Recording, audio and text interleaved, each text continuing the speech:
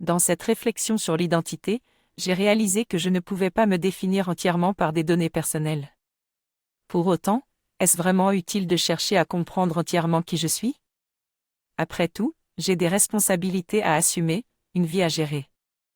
En me posant la question « Qui suis-je ?», j'ai réalisé que j'accumulais beaucoup de choses, que j'avais du mal à m'en détacher.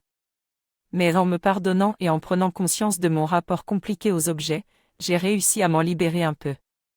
Aujourd'hui, même si je n'ai pas totalement solutionné cette addiction, je sais qui je suis et je me regarde avec plus de compassion. Je suis capable de me débarrasser des choses sans que cela ne pèse sur moi.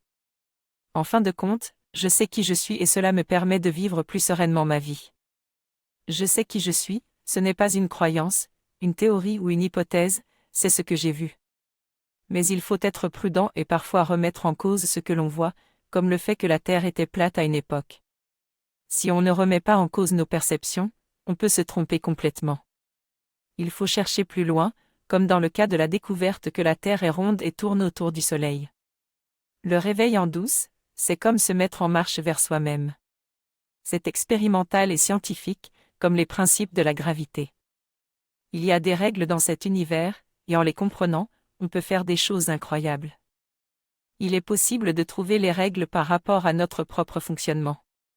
Dans ce podcast, je vais vous faire découvrir les principes de la psychologie que l'on a trouvés, mais qui ne sont pas encore répandus. Ces principes ne sont pas une théorie ou une croyance, mais des principes concrets qui peuvent être appliqués. Je vais m'appuyer sur les travaux de Gary Crowley, un écrivain américain spécialiste de cette compréhension. Dans les prochains épisodes, nous allons faire des expériences pour apprendre à mieux nous connaître sans avoir à tout lire sur la philosophie et la spiritualité depuis 3500 ans.